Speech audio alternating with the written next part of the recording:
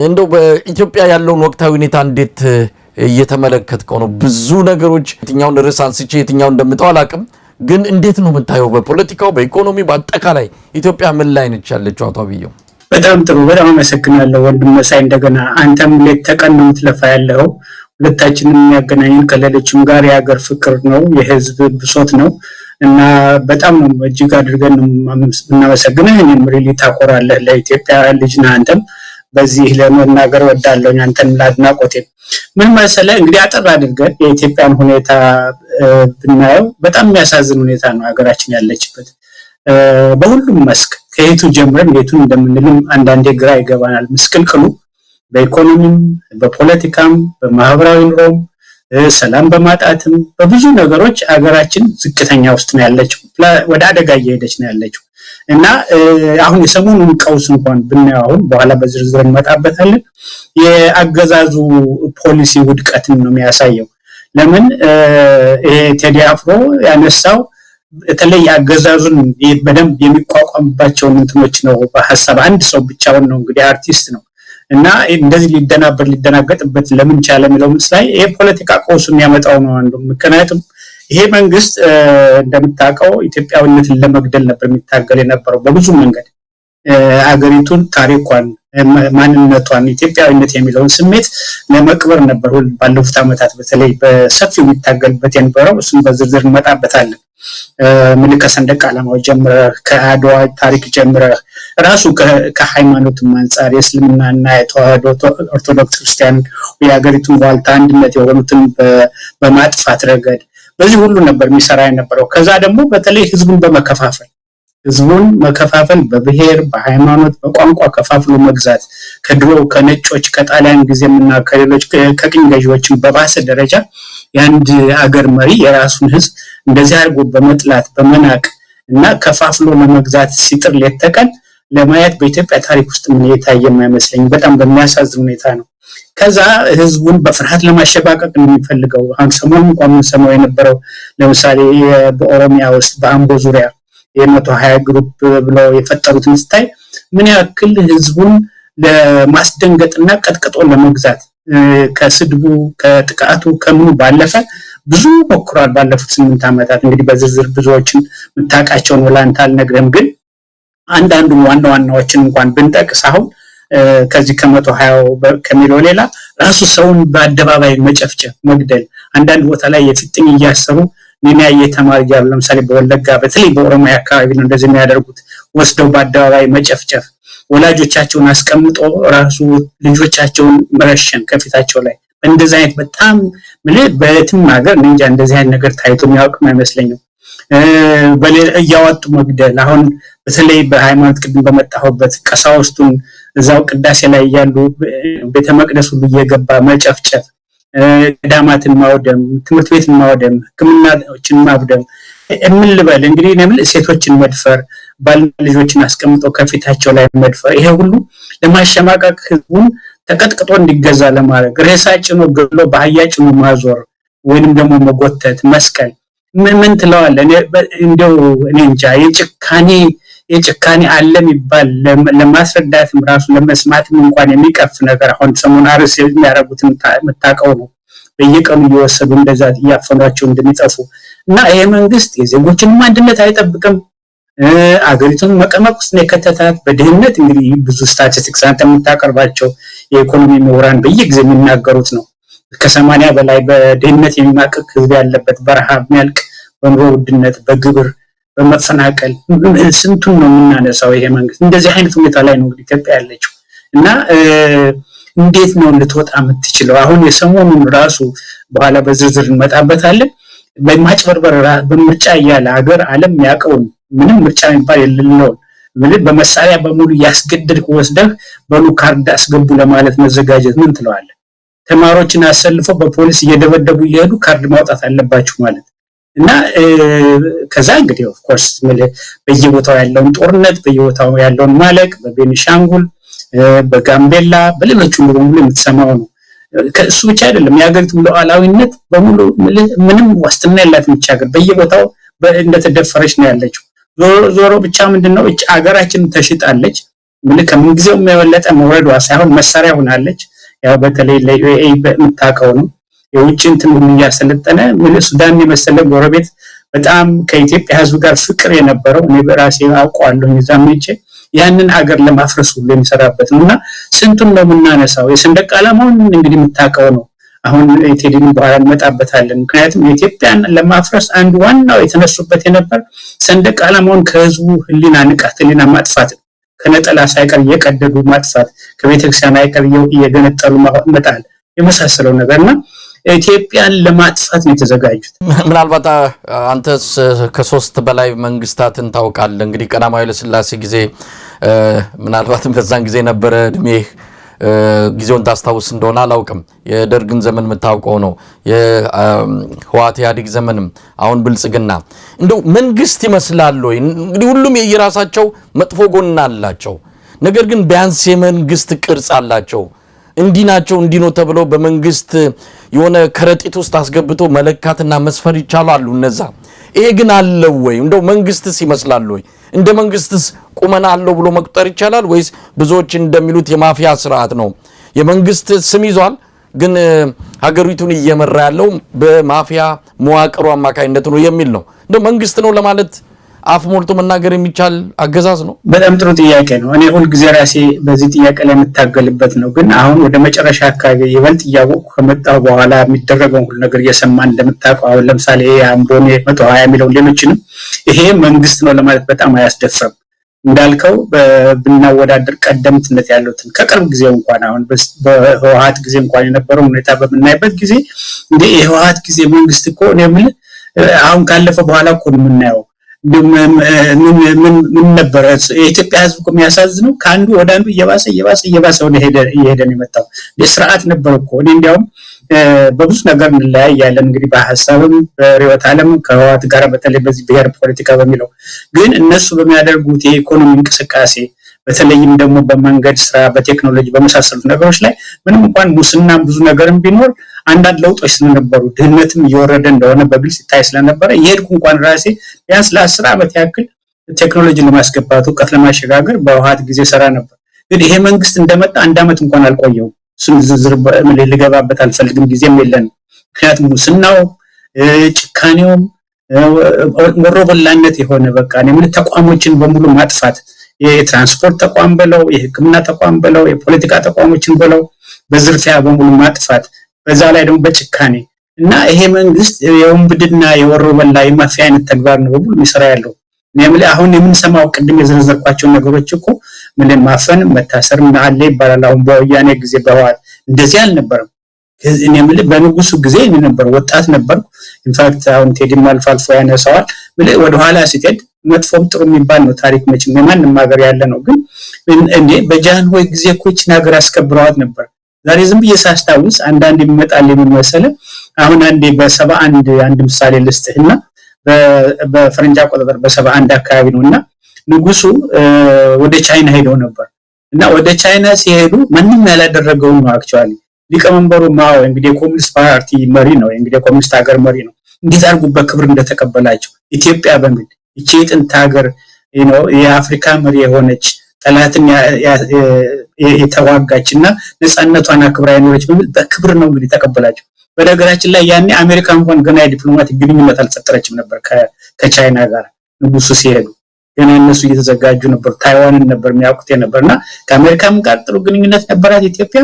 እንደገና ደግሞ ይሄን የቻይናን መንግስት ሄዳ ያውም የኮሙኒስት ፓርቲ እንትስትን ንጉሱ የነበራቸው ክብር አሜሪካ መጣው ኒውዮርክ በኬኔዲ ጊዜ ሲጎበኙ እንደ ኢትዮጵያ እኮ በዓለም የታወቀች የዓለም መንግስታትን በሙሉ እንዲቋቋም መሰረት የጣለች የአፍሪካና ህብረትና አንድነት ያቋቋመች እንደዛ ነበር በንጉሱ ጊዜ። እንግዲህ መሳፍንታዊ አገዛዝ ብለን እኛም መሬት ላራሹ ብለን እኩልነት እያልን የተነሳንበት መንግስት ነው ያሁን ምንነግር። በደርግ ጊዜ ደርግ እኮ ኢትዮጵያ እንደዚህ ተከፋፍላ እንድትጠፋ ሊተቀና አይሰራም ነበር። ደርግኛ ሁላችን ቢታገል ነው እንግዲህ ቀይ ሽብር እኔ ጓደኞቼ ሁሉ ስንታልቀዋል ስንት ቆራጥ ሆኖ የሀገር ፍቅር ስሜት የነበራቸው ግን ሌት ተቀን ኢትዮጵያን በዘርና በሃይማኖት በቋንቋ ለማጥፋት አይሰራም ነበር። ደርግም በራሱ ብዙ ስህተቶችን ሰርቷል። ትውልድ ወድሟል በዛ ወቅት እንግዲህ እሱ የተለያዩ ምክንያቶች ይኖርታል። ግን ኢትዮጵያን ለማፍረስ ሌት ተቀን እንደዚህ መንግስት አይሰራም ነበር። እንግዲህ ይሄ መንግስት እኮ አፍርሷት ሌት ይደርስ ነው የምትለው አሁን እኮ መጨረሻ ላይ እየተንገዳገደች እንድትወድቅ እኮ ነው የሚሰራው። የማፊያም እንዳትለው እኔ የምልህ መንግስት ነኝ ያለ ያወራል፣ እየተነሳ ያታላል፣ ይዋሻል፣ ያጭበረብራል፣ ህዝቡን ይሳደባል። ሌላው ቀርቶ እነዚህ መንግስታት አሁን ቅድም ያልካቸው ህዝብን ሲሳደቡ እኔ እንደዚህ ሰምቼ አላውቅም። ጉንዳን ናቸው ይላል፣ ዋጋ የላቸውም ይላል። ድሃ የሱ በሙሉ አሁን ይሄ የወንጌላዊ የተባሉ ነቢያት እያሉ እየወጡ የሚናገሩት ድሃን አሁን ፒያሳ እንዴት አማረች ድሃ በሙሉ ከተጠራረገ በኋላ ይላሉ። ጉንዳን ነው ይላሉ። ጥቁር ጉንዳን አንዴ ከተከለ መርዙን አይለቅም ይሉሃል። እሱ ቁራናቸው ደግሞ ቁራናቸው አለ። እኔ ምን አሰብኩ መሰለህ? ዝም ብዬ ስለ ቁራንና ስለ ንስጥላለው ሳስ እንደምን ነው የቁራን ያክል ትንሽ ብልሃት በሰጣችሁ ላል የቁራን እኮ ነው አምሹ አንተም ታውቅ ይሆናል። የስለ እንስሳ የሚያጠኑ ሊናገሩ ይችላሉ። ብስለት እኮ አላት ቁራን ራሷ ባክማ እንፋት በማህበራዊ እንትን ነው የሚኖሩት። እንዲያውም ለልጆቻቸው ሁሉ ይከላከላሉ ቁራዎች በነገራችን ላይ እና ከንስር የበለጠ እንዲያውም ኢንተሊጀንት ናቸው ነው የሚሉት። ምን አለ እንደው እነሱ ያክል ትንሽ እንኳን እንደው ርህራሄና ብልሃት ስለማህበራዊ ኑሮ እንኳን እንትን ዕውቀት በሰጣችሁ ነው ያልኩት። ነው ድንቁርና እኮ ነው የሚናገሩት። እኔም ላስበው የሚናገሩ አይመስለኝም አንዳንድ የሚናገሩት።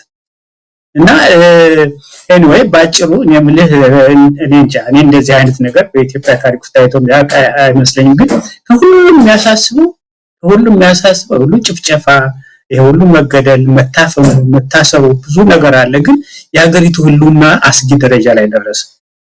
እንደዚህ ሆኖ ይሄ መስቀልቀል ልጠፋ ወደምደህበት ደረጃ ነው እየገፋት ያለው። በአለም ደረጃ ተወድቃለች ምንም ስም የላት። እንደው የአብይ አህመድ አገዛዝና አሁን ወቅታዊ ቁመና በተመለከተ ነው።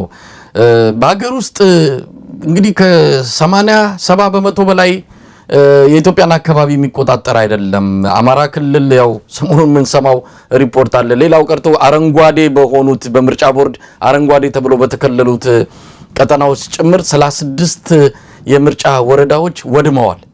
እንግዲህ ቀዮቹ ፈጽሞ መንቀሳቀስም የማይቻል ነው። እንኳን ምርጫ ለማካሄድ የምርጫ እንቅስቃሴ እንኳን ያልተጀመረባቸው ነው። ምርጫ ቦርድ አረንጓዴ ብሎ በከለላቸው ቀጠናዎች 36 የምርጫ ወረዳ እንግዲህ 36 የምርጫ ወረዳ ማለት 36 የህዝብ ተወካዮች ምክር ቤት አባል ማለት ነው። እነዚህ በሙሉ የምርጫ ወረዳዎች የምርጫ ጣቢያቸው ወድሟል። የምርጫ ጣቢያ ሰራተኞች ታስረዋል።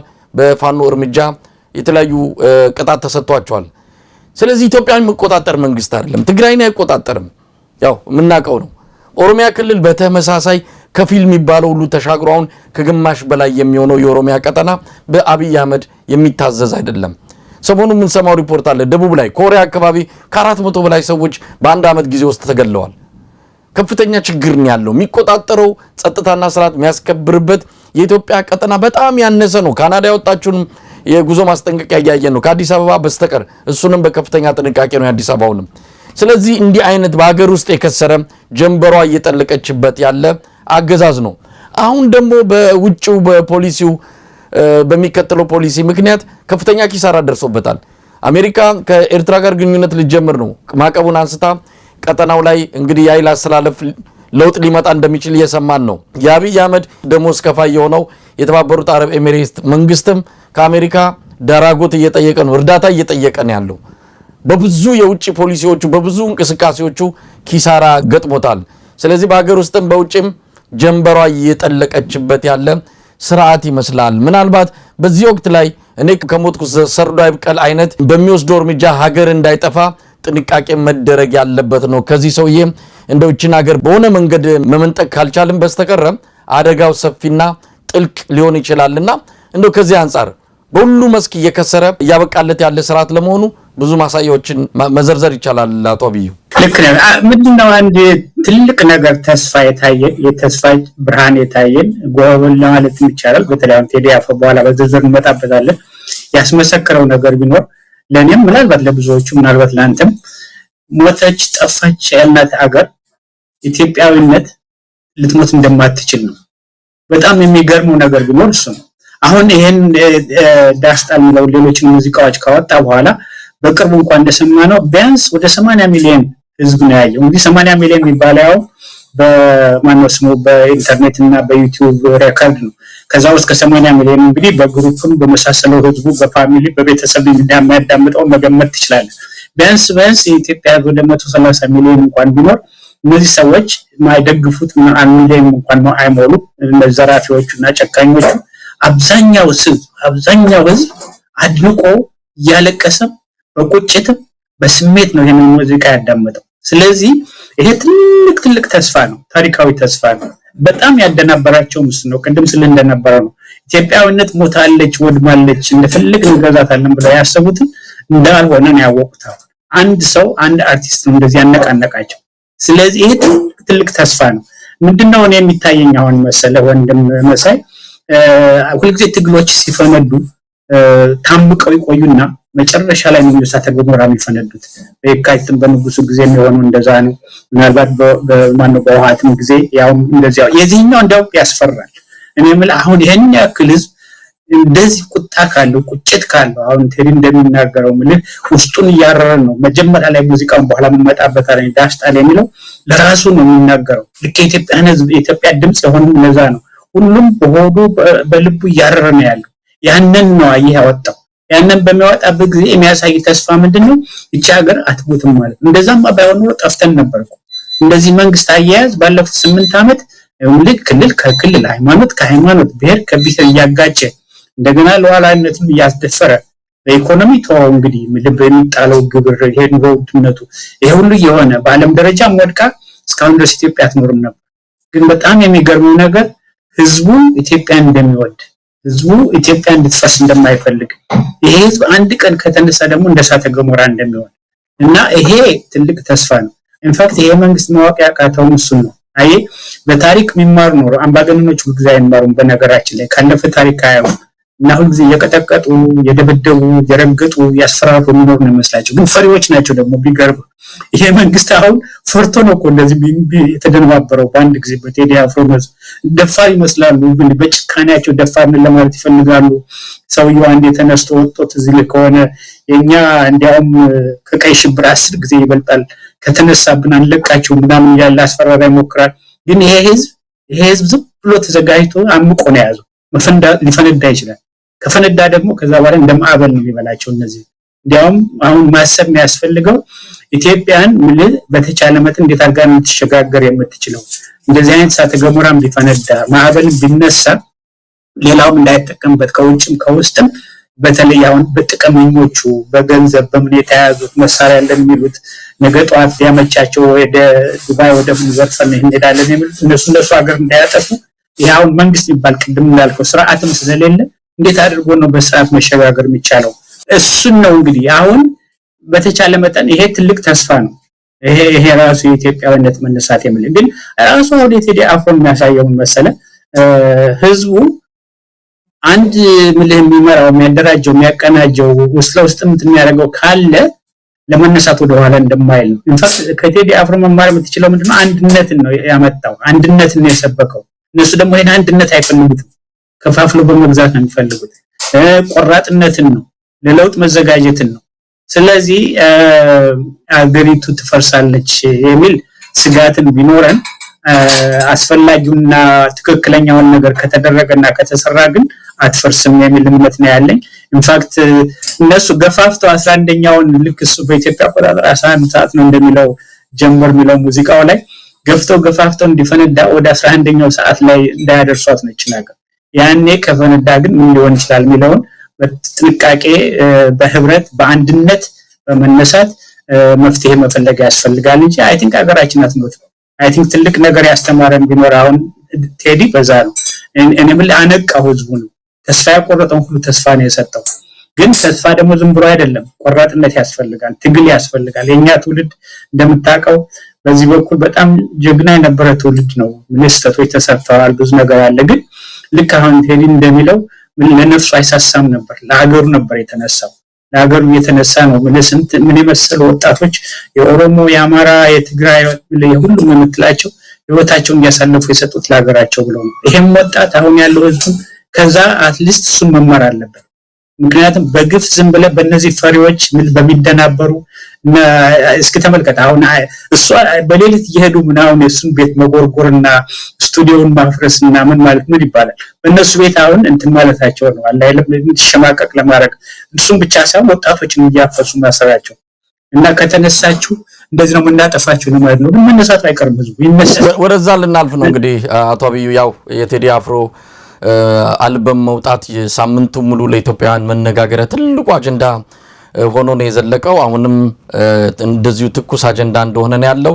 አብይ አህመድ የበለጠ ዙሩ እንዲከር አድርጎታል። ኢትዮጵያውያንን የበለጠ የሚያስቆጣ እርምጃዎችን እየወሰደ ነው የሚገኘው። ወደዛ ከመግባቴ በፊት ግን አልበሙን በሙሉ እንዴት አገኘው? እንደው ሙዚቃ አፍቃሪም ሊሆን ይችላል ወይም እንደ አንድ አልበሙን በተለያየ ስሜት እንደተቀበለው ሰው እንዴት አገኘው? በዚህ ደረጃ ከፍተኛ የህዝብ ተቀባይነት፣ ከፍተኛ የህዝብ እውነት ለመናገር ድብልቅልቅ ነው ያደረገው። እንዴት አገኘው አንተ በግልህ?